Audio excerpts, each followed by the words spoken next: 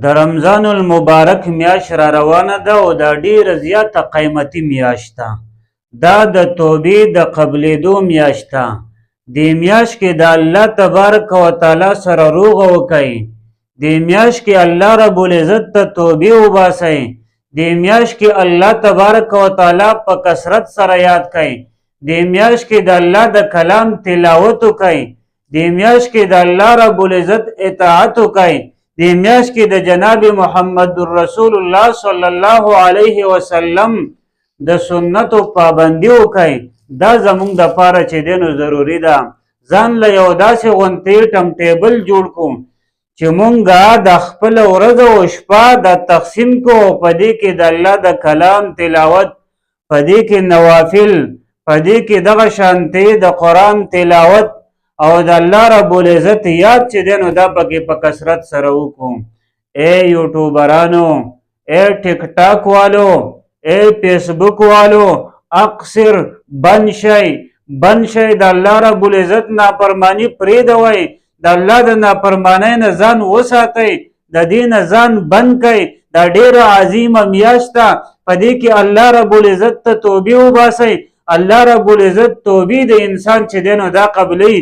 د الله سره روغه وکئ. دا میاشت د رمضان ده. په دې کې د الله رحمتونه راورېږي.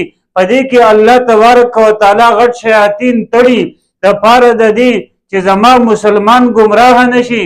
چا چې په ما باندې ایمان راوړی دی هغه ایماندار خلق چرته زما نه وانه وړي. نو عزتمندو دا ډېره عظیمه میاشت ده. په دې میاشت کې د الله رب العزت د کلام تلاوت وکړو او دغه شانتې د مانځه خیال وساتو.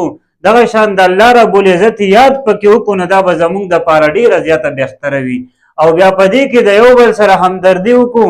ځان پکې د بغض نه وساتو، ځان پکې د حسد نه وساتو، ځان پکې د غیبت نه وساتو، ځان پکې د فضولو مجلسونو نه وساتو، ځان پکې د بې حیایۍ نه د بې پردګۍ نه وساتو. بلکې مونږ په صحیح طریقه باندې روژه ونیسو او په هغې کې په صحیح طریقه د الله رب العزت اطاعت وکړو او الله رب العزت ته توبې وباسو. ای ځوانه ته چې د خپل لاس اوچت کړي او الله رب العزت نه یې وغواړي. ای مشره ته چې د خپل لاس اوچت کړي او د الله نه یې وغواړي، الله رب العزت په تاله چې دی نو هغه ارمانونه پوره کړي کوم چې شرعي ارمانونه دي. نو دا ډېره عظیمه میاشت ده. په دې کې د یو بل سره همدردي کوو، په دې کې د یو بل خیال ساتو، ځان پکې د ګناهونو نه محفوظ پاتې کو، بلکې نیکۍ چې دی نو دا ځان له وګټو او د الله رب العزت اطاعت پکې وکړو.